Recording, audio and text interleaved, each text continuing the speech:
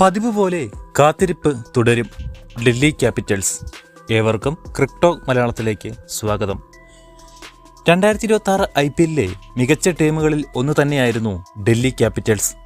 ആദ്യ പകുതി അവർ നന്നായി തുടങ്ങുകയും ചെയ്തു.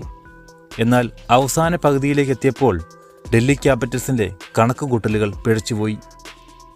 ഞാൻ ഒറ്റയ്ക്ക് വിചാരിച്ചാൽ മതിയോ, കൂടെയുള്ള കൊന്തന്മാരുകൂടി വിചാരിക്കണ്ടേ?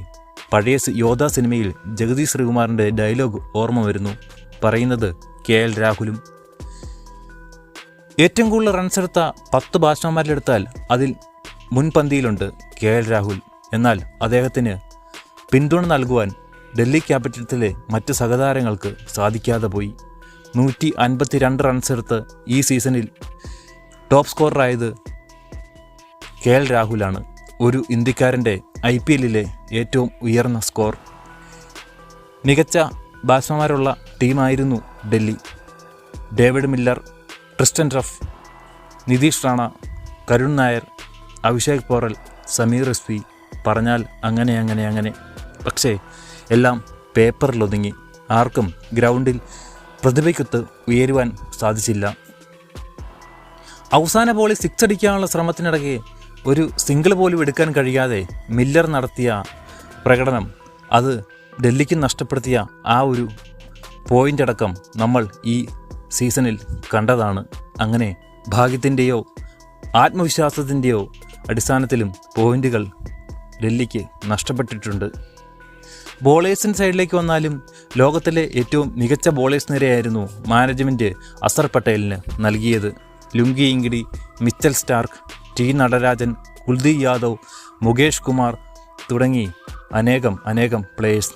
കാൾ ജാമിസൺ പിന്നാലെ വേറെയും. ആർക്കും തന്നെ തിളങ്ങാൻ സാധിച്ചില്ല എന്ന് പറയേണ്ടി വരും. കുൽദീപ് യാദവിന് അവസാന കളിയിൽ ഒരു മാനസ്ഥ മാച്ച് ലഭിച്ചു. സമാധാനം. ലുങ്കി ഇംഗിഡി വളരെ നല്ല രീതിയിൽ തുടങ്ങിയെങ്കിലും ഇടസമയത്ത് അദ്ദേഹത്തിന് പരിക്ക് പറ്റി പുറത്തു പോകേണ്ടി വന്നു. പകരം വന്ന മിച്ചൽ സ്റ്റാർക്ക് ഒരു കളി 4 വിക്കറ്റെടുത്ത് പ്ലെയർ ഓഫ് ദ മാച്ച് ആയെങ്കിലും സ്ഥിരതമാർന്ന ഒരു പ്രകടനം കാഴ്ചവെക്കുവാൻ അദ്ദേഹത്തിനും സാധിച്ചില്ല. T നടരാജനും മുകേഷ് കുമാറുമെല്ലാം അമ്പേ പരാജയമായിരുന്നു.